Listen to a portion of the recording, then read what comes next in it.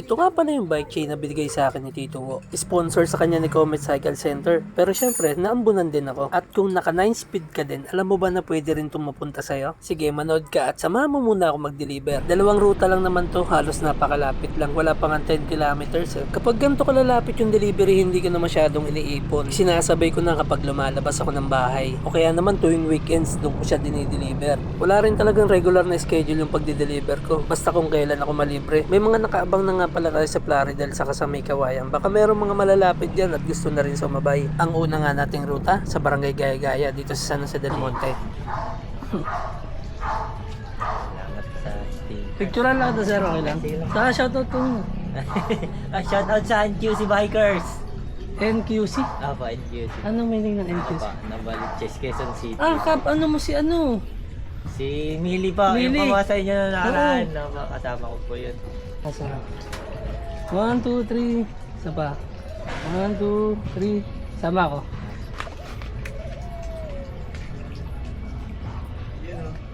Kaya pala. Sir, shoutout ka muna. Gising lang ako parang boses na din. Ang mutab na ito. Thank you pa sa thank you. Ingat, ingat. Sadya. Ingat. Mukhang pumitik ka kanina? Ay, hindi rin. Ako rin, hindi rin ako nakapitik eh. Umalis na nga rin ako kagad dahil pupunta pa ako kay Rich Bin para ipakabit yung kadena. Isa pa ang ingay kasi natin na istorbo natin yung tulog ni Japula. Isa yun sa mga nakakasama natin pumitik sa amihan. At ayun, buti na lang nakachempo tayo, hindi ganun karami yung tao. Kadalasan kasi sobrang daming nagpapagawa dito. Paikot na yan. Ha? Paikot na. Isang kuhaan na lang. Paano pa ikot?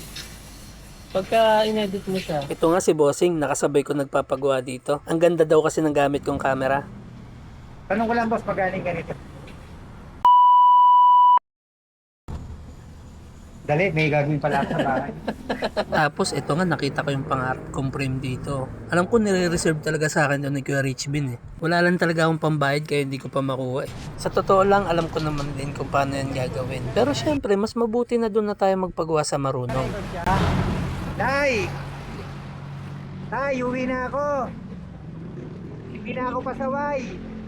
Yon, shoutout po sa inyo. Pares tayo, hindi na pasaway. Pagkatapos nga maikabit yung bagong kadena, umalis na rin agad ako. Pero merong isang nakakabahala. Dahil luma na nga rin yung pyesa ng bike natin, maaari itong kumabyos. At kabilin-bilinan sa akin ni Rich Bin, once na kumabyos, kailangan naming ibalik yung luma. Well, okay lang din naman sa akin. Ang mahalaga matesting ko kung pwede pa rin bang gamitin. Ang susunod nga rin nating ruta, dito lang sa may Francisco Homes 1. Pero bago ako makarating dito sa may San Jose, naramdaman ko na kumakabyos. Pero dahil medyo malapit na rin ako sa dideliveran natin, di-deliver ko muna to, saka na lang ako babalik. Saka medyo marami ring kasing ahon dito, so mas matitest talaga natin kung hindi talaga uubra yung bago nating kadena. Ito nga, bungad pa lang ng ahon, kumakabyos na, kaya medyo kinakabahan din talaga ako. Ay, simple lang talaga pag nagkataon to. Nga pala, iba ang setup namin ng dideliveran ko ngayon. Nakiusap kasi siya na baka pwede wag na siyang videohan at picturean. Pero syempre sinubukan ko pa rin na baka pwede kahit i-blurred na lang, pero hindi raw pwede. Kaya syempre bilang respeto sinunod natin yun. Ito nga, tamang 1-2 lang tayo sa napakataas na ahon na to. After kasi ng ahon na to, pagkana natin, nandun na tayo sa meetup place namin. Parang gusto ko na nga lang itulak eh, kasi kinakabahan ako pag biglang kumabyos to.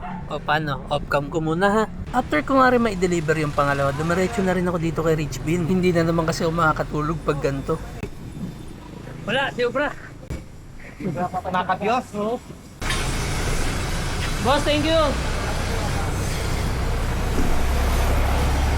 So eto na yon. Dahil nga hindi umubra sa akin yung kadena na pinakabit ko, ibibigay ko na lang to. Kung naka 9 speed ka at umabot ka hanggang dito sa dulo ng video na to, magkita tayo Sabado ng umaga dun sa may amihan. Paunahan na lang, bili lang kayo sa akin ng degreaser. Kahit anong size, basta ikaw yung unang makabili at naka 9 speed ka. I-previous natin tong kadena. Wala eh, hindi kasi ubra sa akin. Saka isa pa, wala rin akong tropang naka 9 speed. So paano, sa Sabado na lang ha. At nga pala, sa mga gustong umorder ng degreaser, PM lang po kayo sa akin para mailatag natin yung schedule. O nga pala, available din yung bike degreaser natin doon kala Rich Bin ha.